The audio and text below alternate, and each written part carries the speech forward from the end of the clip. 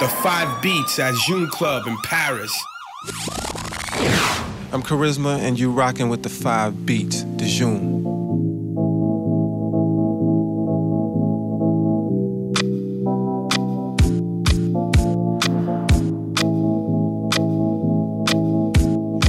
How are you doing? All right. So you correct me if I'm doing a mistake. Karizma is more likely a moniker. What does it stand for?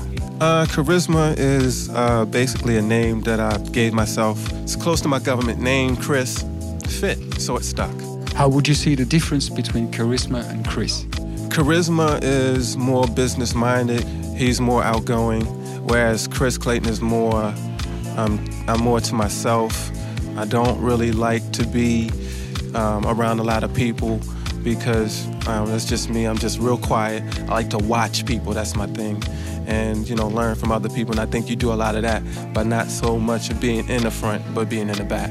Could you ever think of a different moniker that would allow you to explore new territories? Definitely. There's my K-tronic moniker, which is more kind of on the electronic 80s kind of side. That's kind of what I do when I do a lot of stuff with like the 80s sounds, the 909s and the 808s and the 303s. I use a lot of that stuff when I'm doing the K-tronic stuff.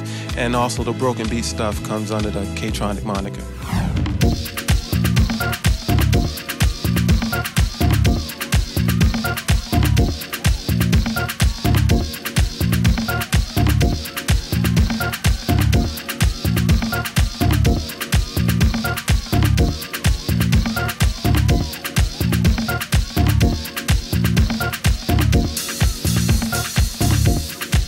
What is Karizma's touch? My touch, I don't know, I can't really place a finger on it, but what I can say is like everything that I do, I try to put a part of myself into whatever I do, because I never want to feel like, oh, I did this production to make some money or not be able to play it. I want to always be able to play it, and when I play that record, I have a feeling like, dang, I remember when I made this it was banging, and I always feel like that with every production. I never want to make anything where it's like, oh, I just did this because they need a remix. Okay, let's do a little exercise. I'm going to be a little bit rude with you. Okay. You would have to convince me okay, why I should buy a production of you instead of another. That's kind of hard. I don't know how to do that, but I've never been an easy boy anyway. Okay, cool. You should buy my record because you like good music. I think you should buy it because you really feel it, because I do when I made it. I feel everything, every note, every drum pattern, every pad, everything I feel. And I'll put myself 100% behind my music all the time. You have not responded to my question, sir. Okay. I'm sorry. When I'm buying, for instance, a Barry White record, right, or when I used to buy a Barry White record, I exactly knew why. Because it had a sound, a special sound. My touch is the beats, definitely. My beats are always banging, and they always make people move. Definitely, 100%.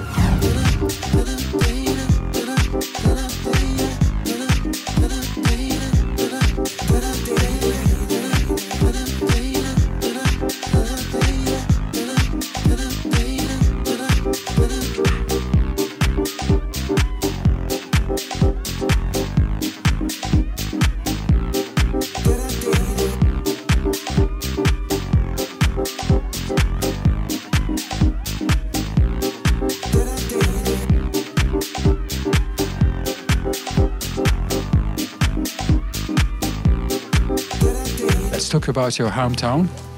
You may remember of a singer called Randy Newman who used to have a song called Baltimore. What does it suggest you? Baltimore is basically a small town that's a city. The one good thing about it is that, yes, it has its little beauties and small things. And the one thing that I love about Baltimore, which is kind of the sad thing, is that it never changes. Anytime I come back to Baltimore, they kind of still like the same music. You can still play the same playlist, and everybody goes off on it. It's quite surprising in regards to what's been put out in Baltimore to have the city quite underrated as compared to Chicago or New York in terms of house music. Well, I think, and that's the sad thing too, a lot of people just don't look at Baltimore as a musical town in which a lot of people have been inspired by some of the things that we do. You know, Basement Boys was one of the first house labels to have 3 groups signed to major labels: Alternate, Crystal Waters, and then Mass Order on Columbia. So all 3 at the same time. So that's a major accomplishment. And this is, and I'm not slighting Masses at Work, but this was before Masses at Work. And we still didn't, you know, nobody gives us the recognition. But, you know, it's always been like that for people in Baltimore. We never get the recognition. But we do good music, I think. So let's talk about your period with the Basement Boys. How did you meet them? Well, you're going to meet them if you're in the music field because Baltimore is so small. So because they DJ all the time, we all bumped into each other and we all knew each other because we played at the same club, Paradox, which is our shelter. They played there, we always sing, we would always speak. And then what furthered the connection for Basement Boys was Spin's ex-wife. Kathy was a big fan of mine, and she was like, "Oh, Spin, you really need to meet Karizma and you really need to work with him." So when the first album for Jasper Street came out, I submitted a track, Everybody Wants to Rule the World, and then I did some drum programming for Temptation. And then like maybe a year later, me and Spin ended up working at the same radio station together and, you know, formed a bond. And I was like, you know, we really need to do some more stuff. So a year later, he was working on a remix for Mary J. Blige, Beautiful. And at that point, it was just one of those things of like a magical connection. I was like, dude, we could be the next Masses at Work. Let's work together. Let's keep this thing going. And we did. And that's how Spin and Karizma was formed. And, you know, we did a lot of good work. And, you know, like I always say, with relationships, either grows or you get further apart. And musically, I like to do hip-hop. I like to do anything I feel. And I felt pressured because Basement Boys was all about house. And they had other musics, but they just could not break into another field because people kept boxing them into the house field. I used to do a lot of stuff for projects and would get turned down, so it made me discouraged. And eventually it was one of those things where like I felt like I had to leave to pursue musically what I wanted to do.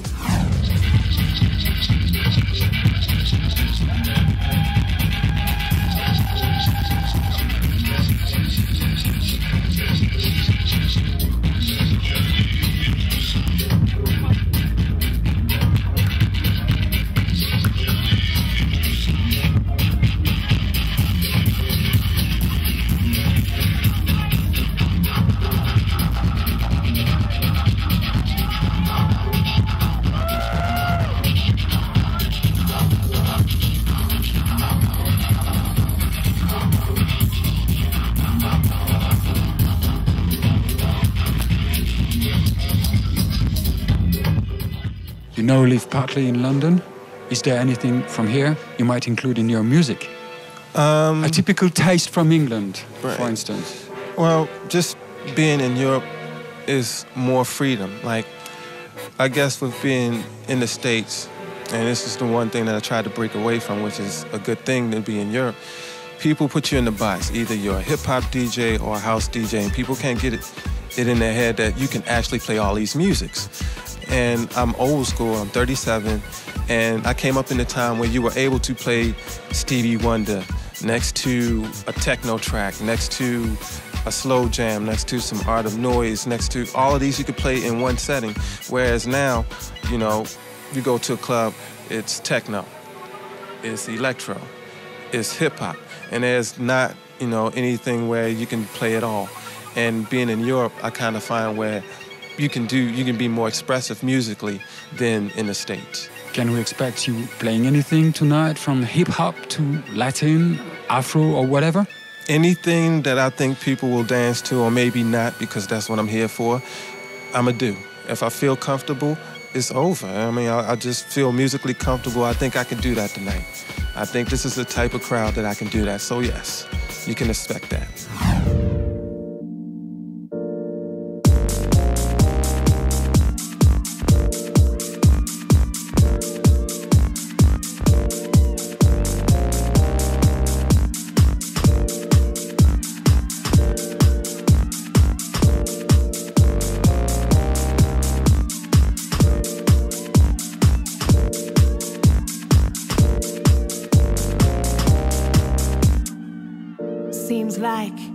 We ain't really walking up on the trail blazed by those who knew what it meant to fight to be free, who knew what it meant to